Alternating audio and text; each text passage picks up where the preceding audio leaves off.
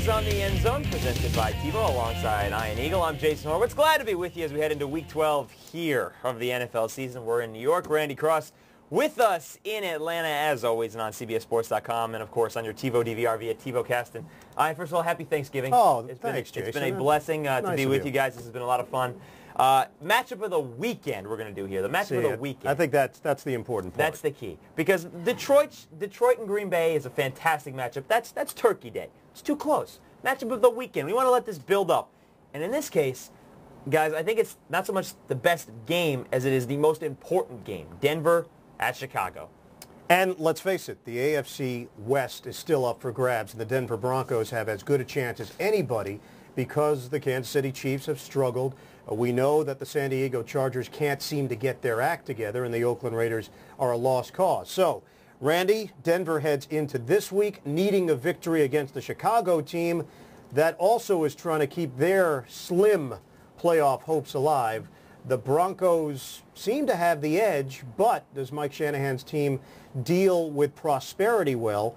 That's really the next question as we head into Sunday afternoon. Hey, for me, Ian, the biggest questions are on the Chicago side. What's up with the slowly disintegrating before our eyes Chicago Bears defense? Can Cedric Benson actually take advantage of what should be not an easy defense to run against, but everyone else has? Why shouldn't he? Of the Denver Broncos. I look at this as being a turnover kind of a game. I think Jay Cutler had a wonderful game the other night. I just find it hard to believe at Soldier Field in those conditions that he'll be able to duplicate the same thing. You know what, though, Randy? I mean, everybody else, the Broncos statistically are one of the worst rush defenses in the NFL. They've improved numbers-wise, believe it or not. After the bye week, yeah. I mean, they gave up 130 yards or so on the ground at Tennessee, but after the bye week, before this game Monday night, they were only giving up about 90 yards a game over their last four. So their rush defense has gotten better.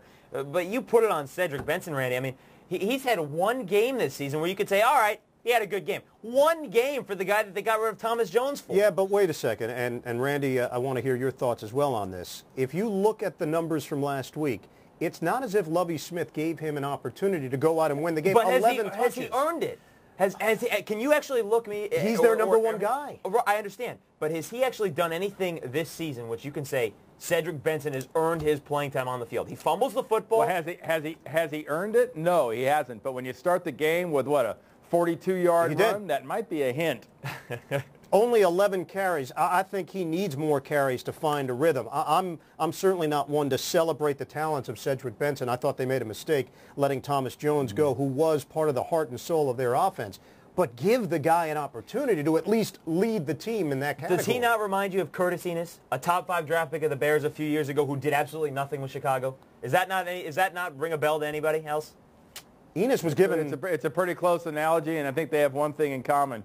Run-wise, they have a pretty average offensive line in front of them. Now, that's true. And Enis was given more of an opportunity. I still want to see a larger body of work with Cedric Benson. Thomas Jones was able to run with that offensive line. That's the end of the story. And he's able to run last week on the Steelers. Different style running backs. I understand. But he is a better running back. And if he could run for 100 yards on the Steelers, we get the point. All right, folks, we'll get to this game a little bit more, but we want to rewind to last week. Matchup of the week was Jacksonville and San Diego. And for the first time in a while, we all did pretty well on this one. Let's take a look at the TiVo Rewind.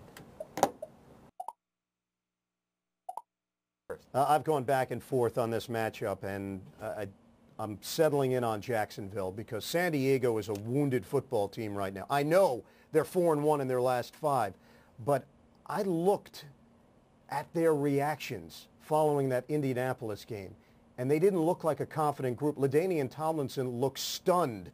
I don't know if the Chargers believe that they can get back to where they once were a season ago. For no other reason than I'm not very good at this picking stuff. I'm going to follow the leader. I'm going to go with Ian on the Jacksonville Jaguars. I like their chances at home. I like their defense. I know he doesn't have Stroud, but I think it's going to be an awful tough team to run the ball on the outside, and throwing against it is not going to be a treat. We're going to have a clean sweep. I take Jacksonville. Well, there goes my streak. That's true, too. But you've got corners that can take away any passing game, and it helps the safety just focus on Antonio Gates, and it means it's all going to be LaDainian Tomlinson, and he's not going to be able to do it. All right, so that Jacksonville defense was stout enough to hold LaDainian Tomlinson to under 65 yards, and, of course, we know Phillip Rivers not necessarily the guy to carry that team. So we all did well in that one. Let's make our picks for this game. We know that I'm not a big fan of Cedric Benson at this point. Really? Not at all. Randy, we'll start with you this week. Denver, Chicago, who you got on Sunday? I got the Denver Broncos. I think they rocked the Chicago Bears world, much like we saw Maurice Jones-Drew rock Sean Merriman's world in that Jacksonville-San Diego game. That may have been the best hit of the season. Oh, it was my God. phenomenal.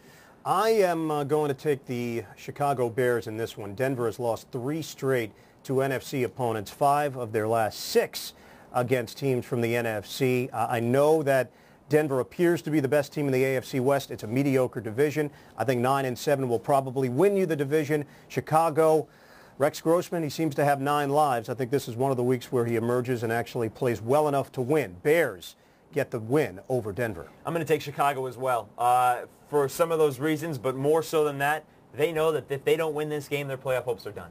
At 4-7 with a tough road still to come because they still have to play the Packers again, I think if they don't win this game, their season is over. So I'm going to take the Bears knowing that they have to win at home. We'll see how that plays out. That's the bad part about going first. I can't follow Ian. You want to change your mind real quickly?